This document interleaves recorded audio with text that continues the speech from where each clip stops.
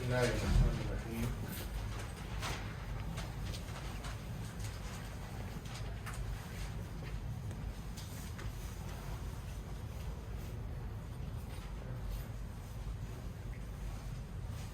وعن عبد الله بن عمرو رضي الله تعالى عنه أن رسول الله صلى الله عليه وسلم قال: من قرأ القرآن فقد استدرج النبوة بين جنبيه غير أنه لا يوحى إليه. لا ينبغي لصاحب القرآن أن يجد مع من وجد ولا يجهل مع من وجد ولا يجهل مع من جهل وفي جوفه كلام الله. Abdullah ibn Amr ibn al-As radiyallahu ta'ala anhu narrates from Rasulullah sallallahu alayhi wa sallam that whoever reads the Quran secures the knowledge of Prophet within his ribs through divine revelation. Though divine revelation is not sent upon him, it does not befit one endowed with the Quran that he should be indignant with those in anger, nor should he indulge in any act of ignorance with those who are ignorant, while the Quran is there in his bosom. Abdullah ibn Amr radiyallahu ta'ala reports that Rasulullah said, whoever reads the Quran, and he memorizes the Quran, and learns the Quran, secures the knowledge of prophethood within his ribs, in his bosom. Though divine revelation is not sent upon him, it does not befit one endowed with the Quran that he should be indignant with those in anger, nor should he indulge in any act of ignorance with those who are ignorant, while the Quran is there in his bosom. Since the chain of Wahi revelation ended with Rasulullah sallallahu alaihi wasallam, further Wahi cannot come. But since Quran is the word of Allah, it doubtlessly contains the knowledge of Nubuwwah. And if anybody is blessed with this knowledge, it is commanded upon him that he should display the best conduct and should refrain from bad manners. Khaleel bin Ayad rahimahullah stated that the Hafiz of Quran is the bearer of the banner of Islam, and such does not behove him to join those who indulge in frivolous pursuits or associate with neglectful or mix with the indolent. Yani, a person who has given the knowledge of Quran, he has been given the knowledge of Nubuwwah. Because Quran is the Kalam of Allah, and the Kalam of Allah came through Wahi. إِنَّا أَوْحَيْنَا إِلَيْكَ كَمَا أَوْحَيْنَا إِلَى نُوحٍ وَالنَّبِيِّينَ مِنْ بَعْدِهِ وَأَوْحَيْنَا إِلَى إِبْرَاهِيمَ وَإِسْمَاعِيلَ وَإِسْحَاقَ وَيَعْقُوبَ وَالْأَسْبَاطِ وَعِيسَى وَأَيُّوبَ وَيُونُسَ وَهَارُونَ وَسُلَيْمَانَ وَآتَيْنَا دَاوُودَ زَبُورًا. Allah mentions who He sent Wahi to, was Anbiya. There are no Hafiz or Torah. The only people who are known to be Hafiz of Torah is Musa alayhi salam, Harun alayhi salam, Uzair alayhi salam, and maybe Qarun. Injil, the only person that can be thought who knew Injil by heart was Isa alayhi salam. Same with Zabur, maybe only Dawud al-Islam knew Zabur. So the Kutub min as-Sama, how many kitabs came? 104. 104. Where did you learn that? MashaAllah. In 104, that's a good answer, that's a pretty easy answer. 104 was Munazzal min as-Sama. 30 came to Shis alayhi salam, the son of Adam alayhi salam. 20 came to Ibrahim alayhi salam. And other than Torah, 60 came to Ibrahim alayhi salam. That's 90. 10 came to Musa alayhi salam, other than Torah. Suhuf Ibrahim wa Musa. And 4 kitabs, Quran, Torah, Injil and Zabur. So 104. But in another riwayat in Musnad Ahmad, he said that maybe 200 kitabs. Allah, nobody knows about the exact number. But out of that, 4 are mashhur, Torah, Zabur, Injil and Quran. And the only one which is preserved intact, from the time it came to today Quran. is Quran. Once I was invited by some Jews.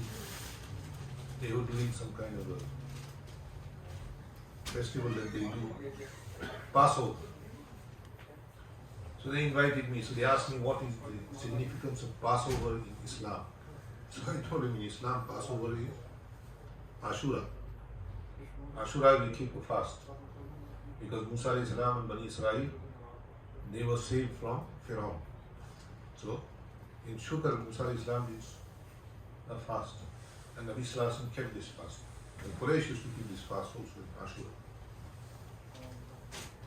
So they asked me certain questions. So the Jewish rabbi, he got jealous. Once I was telling them that Alhamdulillah, the Quran is memorized all over the world. There are millions who know the Quran by heart. Not hundreds of thousands, millions. Just alone, I think last year in Pakistan, just alone in Wifaqul Madaris, there was about 70 to 80,000 kids who became Hafiz. Subhanallah. That's in one organization. There's quite a few like that in Pakistan. In Bangladesh, there's quite a few. So in Bangladesh, obviously, approximately my thing is that at least every year 100,000 become Hafiz. Subhanallah. That's my estimate. It could be wrong. Maybe it might be more, not less. But 100,000 is no way. India, you can do double of that. Hafiz of Quran. And then the rest of the world. Also Indonesia too. Indonesia, but there's not many Hafiz in Indonesia compared to the subcontinent. India, Pakistan, Bangladesh produces the most Hufaz. And then England, Canada, America, South America also now, mashallah. In South America, there is a madrasa which produces Hufaz. It's in Central America, actually, Panama. In Trinidad, they are producing Hufaz. So some people say, why are you making Hufaz? Some people get angry. But you should not make Hufaz. So, Quran tells them, Mutu bi ghayzikum. Quran tells them, Mutu bi ghayzikum, die with your anger. Die with your anger. Hufaz are going to come. This is the preservation of Quran. So Alhamdulillah, there are so many Hufaz. And Allah Ta'ala, one dies, Allah produces in his place 10. Wow. One dies, Allah produces in his place 10. How am I saying this? Because of experience. There was one Hafiz here, one of the first Hafiz to come to South Florida. His name was Hafiz Tasneemuddin. He was one of the initial brothers who started Flagler Masjid. Him and his Hafiz Masood is still alive, mashallah. They used to do Taraweeh. So there was two of them. He passed away. Hafiz Masood is still alive. At that time, nobody thought there would be Hufaz here. How many Hafiz are there now? Produced from here, not from outside, produced from here. Born here in South Florida. How many children have become Hafiz? Or grew up here in South Florida. How many children have become Hafiz? Mashallah. Girls are becoming Hafiz. So this is a good sign. We should be happy with this. Alhamdulillah. And we should do shukr of Allah subhanahu wa ta'ala. And Allah increases it more. Because the preservation of the Quran is necessary. Because if you look at the Torah and the Zabur and the Injil, there is no Hafiz of this. He tried to say to me, there are 200 Hafiz of Torah. He was lying. And the Jews knew he was lying. All the Jews there who were sitting there, they all knew he was lying. They knew he was lying. But obviously, they're not going to tell that their own man is lying. But we knew that he was lying also. Because if that was the case, they would have made a big issue of this for many years that they have Hafiz of Torah. But Alhamdulillah, Hafiz of Quran Today, in Ramadan, there must be at least 40 to 50,000 masjids in the world. This is a less number I'm saying. But at least 40 to 50,000 masjids in the world where Quran will be recited in the entire in Ramadan. So, وَرَفَعْنَا لَكَ ذِكْرَكَ. Allah says, we have raised your dhikr into Nabi Sallallahu Alaihi Wasallam. So Wahi came to the Nabi Sallallahu Alaihi Wasallam. So the Hafiz who has Quran in his heart, he looks after the Quran and he practices upon the Quran. He has Noor-e Nubuwwat in him. He has the Noor of Nubuwwat in him. اتقوا فراسة المؤمن فإنه ينظر بنور الله أو كما قال عليه الصلاة والسلام. Nabi Sallallahu Alaihi Wasallam said, be aware of the firasat of a mu'min, for he looks with the Noor of Allah subhanahu wa ta'ala. So who can have more firasat than the Hafiz of Quran? Who takes in his heart? Somebody asked me today, he said, brother, most of the Huffaz here, if you ask them any word in Arabic, they don't know the meaning. But you ask them to recite Quran, they will recite. This in itself is a mu'jiza. Because you cannot remember a book without knowing the meaning of it. And mashallah, these Huffaz, these children who become Hafiz, they remember the entire Quran in their memory without knowing what Qala means.